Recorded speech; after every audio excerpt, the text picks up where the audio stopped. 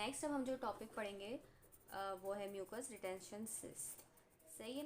अब ये mucus retention cyst क्या होती है, ठीक है। याद रहे अभी तक हमने जो पहले तीनों चीज़ें पढ़ी थी, म्यूकोसील, रेन्यूला, प्लंजिंग रेन्यूला, वो जो है हमारे पास स्वेलिंग्स थी, ठीक है। अब यहाँ पे हमारे पास नाम में ही आ रहा है क्या है, सिस्ट, यानी यहाँ पे अब जो म्यूकस एक्यूमुलेशन की वजह से जो भी बनेगी स्वेलिंग वो हमारे पास सिस्ट बन जाएगी, ठीक है। अभी कैसे होता है अब आप हम इसको पढ़ते हैं।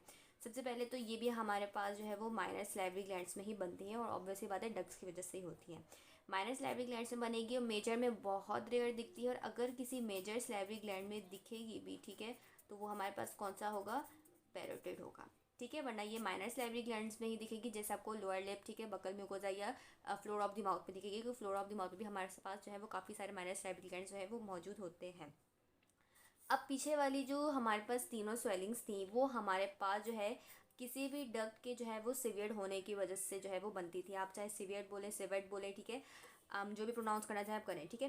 तो किसी भी ग्लैंड के डक्ट हाँ, ग्लैंड की डक्ट की जो है वो सिवियर होने की वजह से जो है वो बनती थी, फिर म्यूकस जो है वो वहाँ से एक्सट्रैक्टिवेट होकर जो है वो हमारे पास पीछे जो है कनेक्टिव टिश्यू में जमा हो जाता था, और वहाँ पे हमारे पास सिर्फ क्या होता था, एक म्यूकस का पूल होता था, और उस म्यूकस पूल के अराउंड सिर्फ ग्रैनुलेशन टिश्यू होता था, और बाद में हमारे पास कनेक्टिव टिश्यू होता था।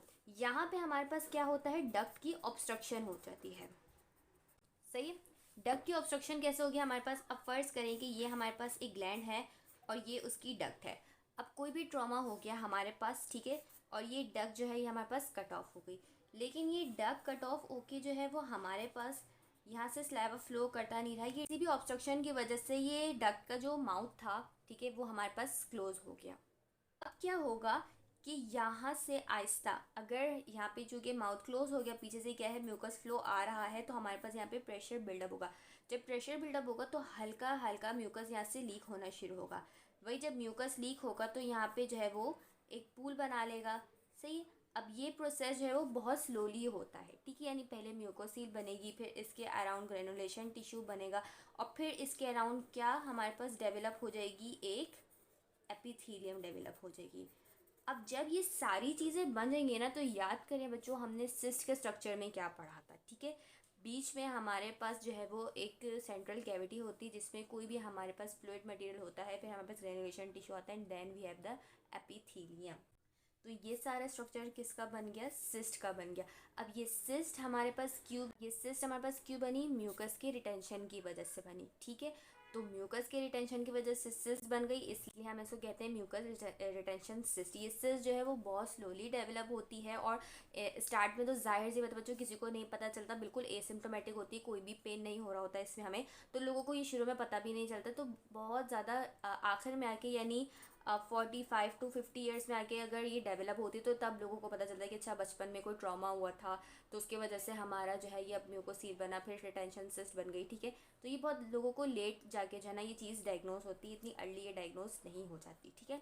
तो ये हमारे पास है म्यूकस रिटेंशन सिस्ट। ये हमारे पास जो है ये यूनिलॉक्यूलर भी हो सकती है और ये 2-3 भी बन सकती है, ठीक है, यानी एक बन गई, फिर एक और बन गई, फिर एक और बन गई, तो ये हमारे पास मल्टी लॉक्यूलर भी हो सकती है। और पैरोटिड ग्लैंड में खास ये इसका वर्ड लिखा हुआ है आपकी बुक में कि अगर पैरोटिड ग्लैंड में हमारे पास मल्टी लॉक्यूलर ये सिस्ट बनेगी ना, तो इसको हम कहेंगे डिसजेनिक और polycystic disease of parotid gland. सही है। अच्छा, ये म्यूकस रिटेंशन सिस्ट में हमारे पास सिस्ट के सारे कंपोनेंट्स मौजूद होते हैं, इसलिए हम इसको सैलिवरी ग्लैंड्स की जो है वो ट्रू सिस्ट कहते हैं, या हम इसको सियालो सिस्ट भी कहते हैं, ठीक है। तो म्यूकस रिटेंशन सिस्ट के हमारे पास दो और नाम क्या है, ट्रू सिस्ट और सियालो सिस्ट। आपकी बुक पे एक बात लिखी हुई है ऑनकोसिस्ट के बारे में, ठीक है। तो अब ऑनकोसिस्ट क्या है, देखें बच्चों, जब इस ट्रू सिस्ट में जो है हमारे पास हिस्टोलॉजिकली कोई भी ऐसा ऑनकोजेनिक पोटेंशियल डेवलप हो जाए, यानी इस सिस्ट में अगर हमारे पास ऑनकोसाइट जिसको हम कैंसर सेल्स कहते हैं, ठीक है, वो डेवलप होना स्टार्ट हो जाए, तो तब हम इस सिस्ट को क्या बोलेंगे, ऑनकोसिस्ट बोलेंगे, ठीक है। यानी इस सिस्ट में जो है वो कैंसरस पोटेंशियल डेवलप हो चुका है, हो सकता है कि इन फ्यूचर जाके ये सिस्ट जो है वो हमारे पास कोई मैलिग्नेंट ट्यूमर बना दे, ठीक है। तो यहाँ तक हमारा म्यूकस रिटेंशन सिस्ट जो है वो ख़त्म हो गया है।